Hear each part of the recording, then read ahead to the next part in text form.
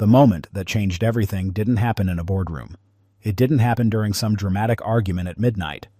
It happened at 6:34 in the morning, on a tarmac at San Francisco International Airport, in front of 8 employees who all pretended not to look at me while clearly memorizing every detail. Helena was already on the jet.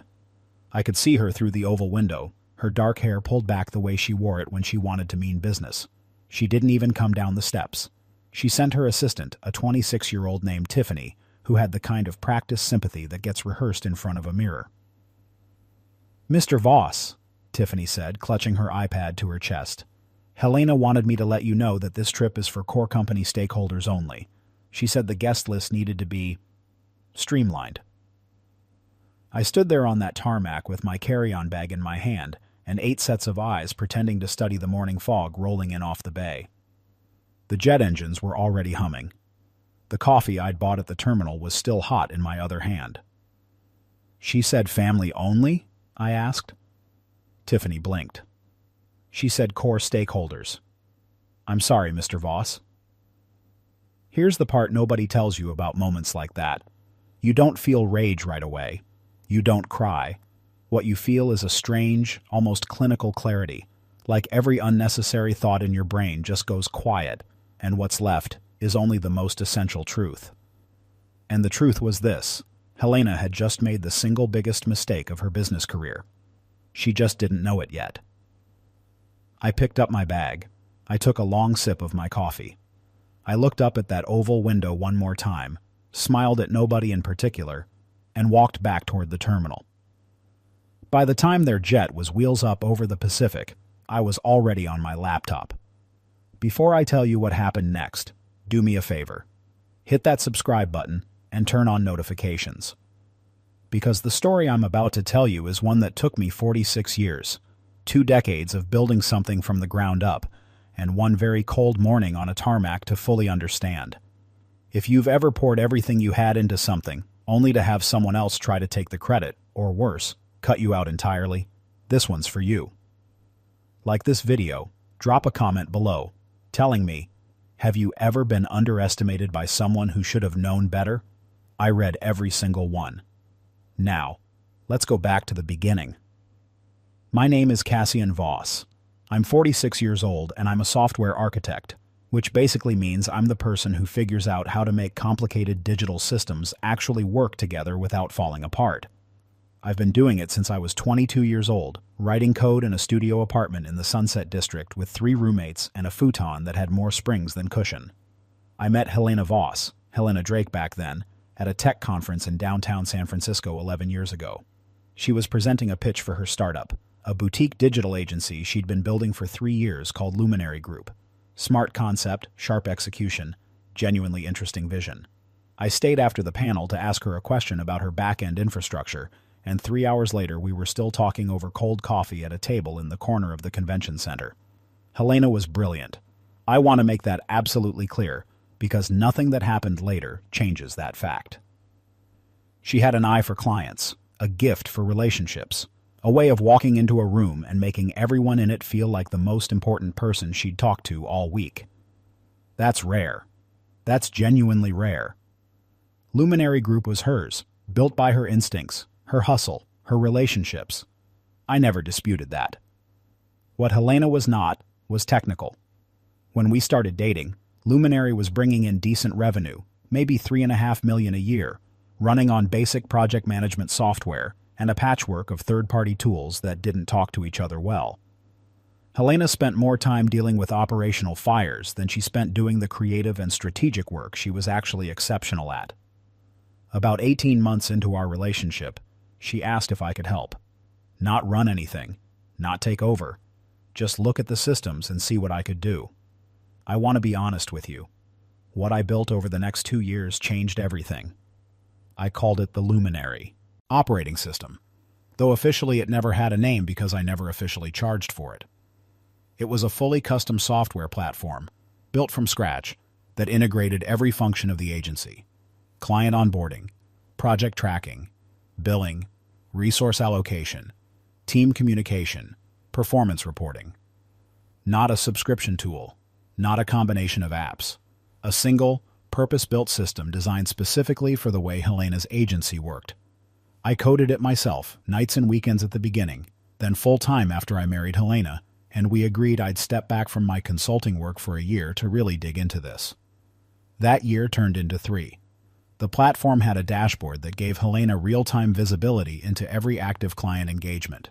It automated the billing cycle that used to take her finance coordinator 2 days every month. It had a proprietary reporting engine I built that generated client performance reports in minutes instead of the 4 to 6 hours her team was spending manually. It had security architecture I designed to meet enterprise-level compliance requirements, which is the reason Helena was able to close the Meridian financial contract, a deal worth $9 million over 3 years that became the backbone of the company's expansion. Meridian's procurement team had done a full technical audit before signing. Their head of security told Helena directly that the platform architecture was the reason they chose Luminary over 3 larger competitors. I remember Helena calling me that night laughing, barely able to get the words out. "They loved the system, Cass. They actually loved it. We got the deal." We celebrated with dinner at Cotonia. She ordered the good wine. I gave a toast to the team. I did not remind her that the platform they loved was mine. I didn't think I needed to. Looking back, that was a pattern I had perfected into an art form. I was the person who showed up before the party started to set everything up, and then stepped outside the moment the guests arrived. I told myself it was because I was introverted. I told myself it was because Helena was the face of the company, and that made sense. I told myself a lot of things over those years that I now understand were just comfortable rationalizations for a dynamic I should have addressed directly a long time ago. There's a particular kind of invisible person that a lot of organizations depend on. Not the person whose name goes on the press releases. Not the one shaking hands at the client dinners. The person who makes the thing actually work. The one who gets the Sunday morning call when the server goes down. The one who rebuilds the broken integration at 11 at night without complaining because they care more about the work functioning than about being seen caring about it. I was that person at Luminary Group for 7 years. And for 7 years, I genuinely believed that the people around me understood my contribution in the way you understand water, that you might not think about it constantly, but you understand that without it, nothing else works. What I didn't account for was how easy it is for people to confuse long-term reliability with low value. When something has always worked, people stop noticing that someone made it work. And when someone stops being noticed, it becomes very easy for the people who are always in the spotlight to start believing they were always standing in it alone. Over the next 4 years, Luminary Group grew from that $3.5 million boutique agency to a firm bringing in just over $40 million in annual revenue. Helena opened offices in Los Angeles and Austin.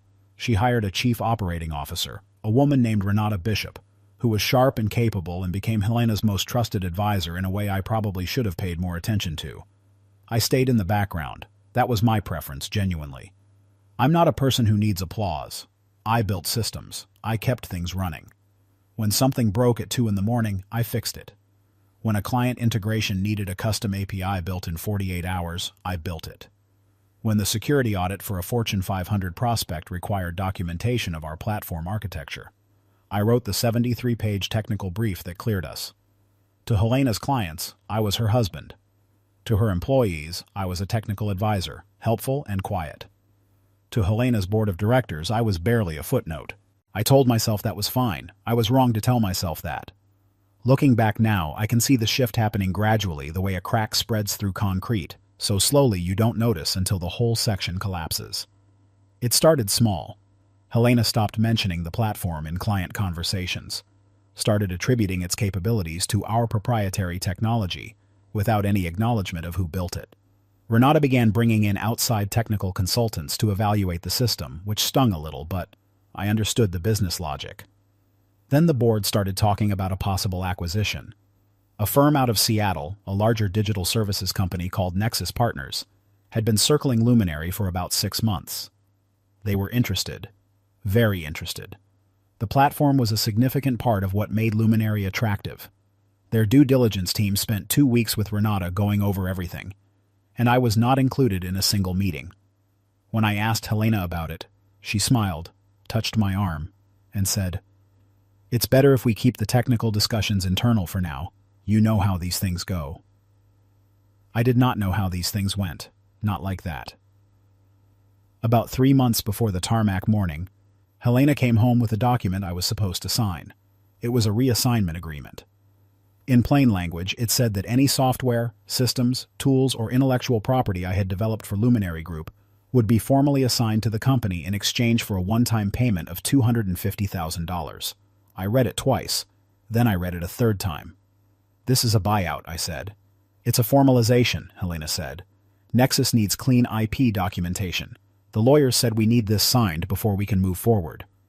"Helena, this platform is worth significantly more than $250,000 to this company.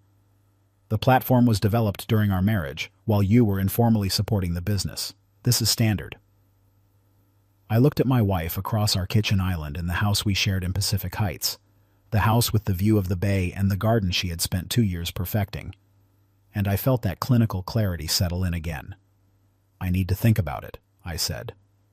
She nodded like it was already decided. I did not sign. The weeks between that conversation and the tarmac were strange. Cold in ways that are hard to describe. The kind of cold that doesn't announce itself but just slowly drains the warmth from ordinary moments. Dinners where we talked about logistics instead of anything real. Mornings where Helena left early for meetings I wasn't told about. The week before the jet trip, I did something I'm not particularly proud of, but I am not going to pretend I regret. I did a quiet technical audit of the platform's access architecture. I was the original developer, which meant I had designed the authentication and permissions framework. I knew exactly how every access credential, every admin key, every integration token was structured. And what I discovered was that Renata Bishop and a third-party development firm out of Austin called ClearPath Solutions had spent the past 4 months attempting to reverse engineer significant portions of my platform. They had copied entire modules, stripped my attribution from the code comments, and were building what appeared to be a Luminary 2.0 system, presumably to present to Nexus as a clean rebuild that didn't depend on any contributions from Cassian Voss. They were almost done. Almost. The morning Helena sent her assistant down those jet steps to turn me away, they were 3 weeks from completion. I walked back into the terminal, found a table near the window, opened my laptop, and started typing. Here's something about building a software system from the ground up that most people don't understand. Every system has a skeleton, and the person who built the skeleton knows exactly where every bone is. ClearPath's rebuild was impressive, genuinely impressive. They had good developers working fast, but they were building on top of my architecture without fully understanding it, which meant there were dependencies buried in their new code that still pointed back to components I controlled. I didn't destroy anything. I want to be very clear about that because this is important. I did not corrupt their system. I did not damage their data. I did not do anything. That could be called sabotage in any honest sense of the word. What I did was this. I reclaimed my own intellectual property. Specifically, I revoked the API credentials that my custom reporting engine used to communicate with their core database. I rotated the encryption keys for 3 security modules I had designed and maintained sole documentation for. And I removed my authentication framework from the integration layer, which was the backbone that made the entire client-facing portal function. None of that data was lost. None of their client information was touched. But the platform went dark. Luminary Group's entire operational system, the engine that ran every active client contract, every billing cycle, every report, every project timeline, the thing that had made a Fortune 500 company choose them over the competition, went offline at approximately 8:23 in the morning, Pacific time. The jet had been airborne for 41 minutes. I sat in that airport terminal for a while after that. I ordered another coffee. I watched a family of 4 arguing about whether to upgrade their seats on a flight to Denver. A toddler was running in circles around a rolling suitcase while his older sister rolled her eyes with the particular exhaustion of a 9-year-old who has been patient for long enough. I thought about the first time Helena and I had driven across the Golden Gate Bridge together, a Sunday afternoon, neither of us with any particular destination, just driving because we were new and wanted to stay in motion. She'd had her feet on the dashboard and the window down despite the cold, and she'd laughed at something I said with a laugh that was completely unguarded, the kind of laugh people forget to edit. I thought about the $250,000 buyout offer. I thought about Tiffany standing on those jet steps with her iPad. My phone buzzed. It was Renata Bishop. I let it go to voicemail. Over the next 4 hours, I received 14 calls. 3 from Renata, 2 from Helena's personal assistant, a man named Todd, who was always kind to me and whose concern I genuinely felt bad about. 1 from the Luminary CFO, a steady and serious woman named Patricia Chen. 4 from numbers I didn't recognize, which were almost certainly from the ClearPath development team in Austin trying to figure out what had happened to their integration layer. And then, finally, 4 from Helena herself. I answered the 4th one. She didn't start with hello. "The system is down," she said. Her voice was controlled in the way a person's voice is controlled when they are working very hard not to sound as panicked as they feel. "Cassian, the whole platform is down. We have the Meridian quarterly review in 6 hours and we cannot pull a single report." "I know," I said. Silence on the line. The kind of silence that has texture. "What do you mean you know?" "I mean, I'm aware that the system is offline. I was the one who took it offline." More silence. Longer this time. "You did this on purpose."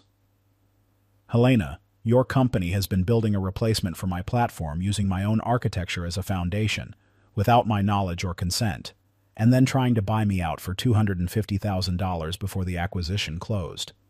I would say I did this because I was left with very few other options." Her voice changed then. The control started to give.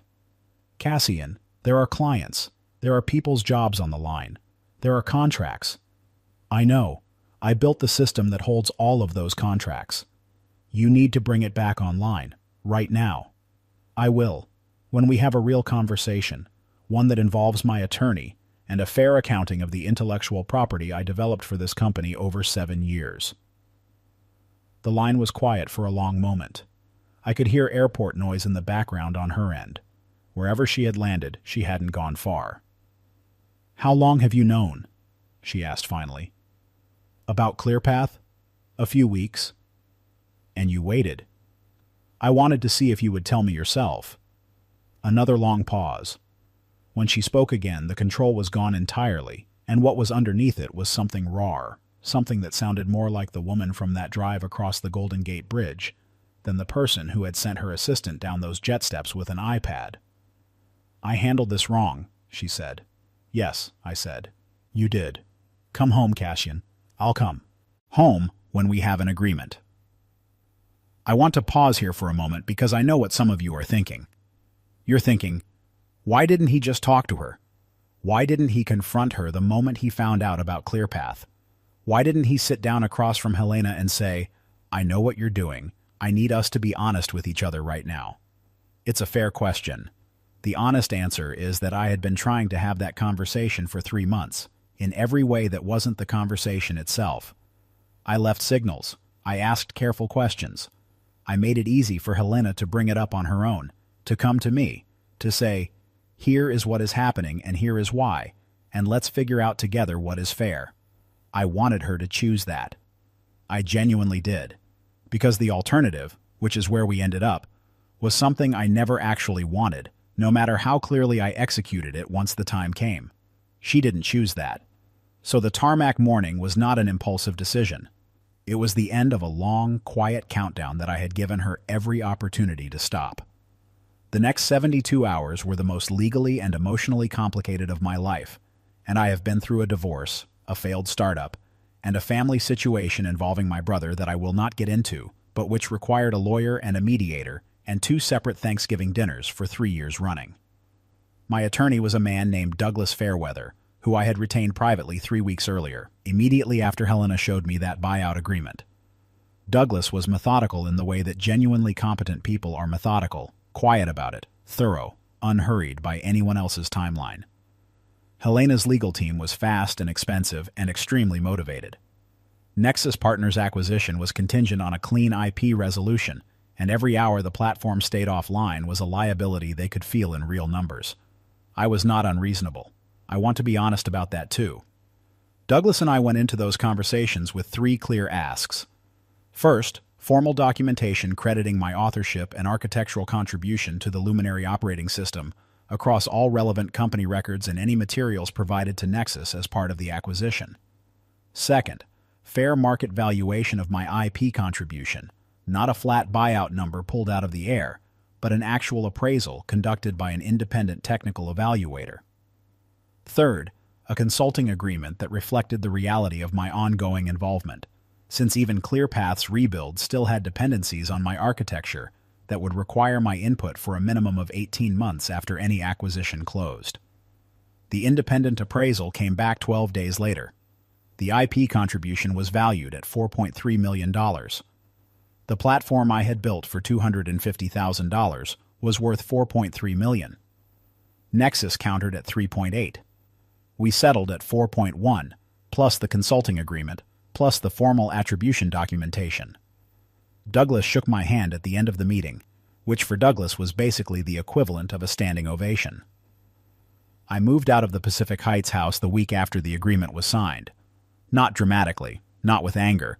I packed my things in the same methodical way I pack anything, efficiently and without excess, and I moved into a furnished apartment in the Mission District while Helena and I figured out what the rest of our lives were going to look like. We are separated, not yet divorced, though that conversation is ongoing. The honest answer to what I feel about Helena is complicated in the way that 11 years of real life is always complicated. I don't hate her. I'm not sure I can stop loving her entirely, or if that even happens in a clean, sudden way outside of movies. What I know is that she made choices that treated me as something other than a partner. Not just on that tarmac and not just with that buyout offer, but in a long, slow series of decisions that gradually moved me from the center of something we were supposed to be building together to the edge of something she was building on her own. I also know that I let that happen for longer than I should have, that I confused staying quiet with being humble, that I convinced myself that not needing recognition was the same as not deserving it, and those are two completely different things. About 6 weeks after I moved out, I ran into Todd, Helena's assistant, at a coffee place on Valencia Street. He was getting a cold brew to go, and he stopped when he saw me with the expression of a person who is genuinely uncertain whether they are allowed to acknowledge you. I waved him over. "How is everything?" I asked. Todd did the thing where he thought about giving me the professional answer and then decided not to. "Honestly, it's been a lot. The Nexus deal closed last week. Renata got a very nice package. Tiffany got promoted. And Helena?" He hesitated. "She's good, working hard. I think she's..." He paused, choosing the words carefully. "I think she's thinking about things differently than she was before." I nodded. "She asks about you," he said. "Not in a weird way, just, she asks." I thanked him and let him get back to his day. I'm writing this from my apartment in the Mission. It's a Sunday morning, which is the best kind of morning in San Francisco, when the fog is still thick enough to make the city feel like it belongs only to the people who choose to be in it before 10 a.m. I have my coffee. I have my laptop. I have a new consulting project that has nothing to do with Luminary Group, a healthcare data firm in South San Francisco that needs a new integration architecture and has an interesting problem I've been thinking about all week. My life is not what I expected it to be at 46, but I'll tell you something I've learned. Something I wish someone had told me about 12 years ago before I started quietly handing pieces of myself over to something that wasn't treating them as valuable. The work you do has worth whether or not anyone is counting it. The systems you build, the problems you solve, the things you quietly make function in the dark, while everyone else is taking credit in the light, those things have real value. Documented, measurable, legal, financial value. And the moment you stop believing that, someone else will happily let you go on not believing it because it's very convenient for them. Cassian Voss spent 7 years building something extraordinary, and then one cold tarmac morning he remembered it belonged to him. I'm not going to tell you how the story ends because I'm still inside it. The consulting agreement runs 18 months. The divorce conversations continue. The apartment in the Mission has decent light in the afternoon. And somewhere in a server room in Seattle, a platform I built from nothing is running exactly the way I designed it to, doing exactly what I intended, for clients who will never know my name. But I know my name. And that, it turns out, is enough. Look, I've been sitting with this story for a while now. And the thing that gets me isn't the money. It's not the jet. It's not even the platform. It's the fact that Cassian spent 7 years believing that doing good work quietly was enough. And a lot of us are doing the exact same thing right now, in our jobs, in our relationships, somewhere. We think loyalty speaks for itself. It doesn't. You have to speak for yourself. because the people who benefit most from your silence will never be the ones to break it for you. That part's on you.